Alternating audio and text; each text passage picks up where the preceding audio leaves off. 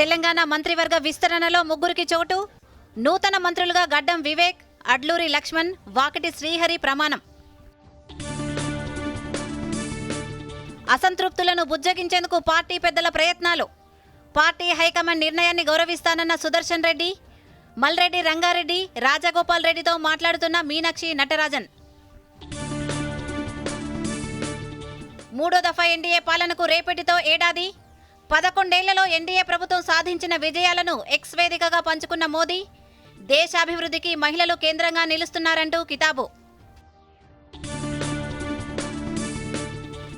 అశ్రు నయనాలతో మాగంటి గోపీనాథ్కు వీడ్కోలు.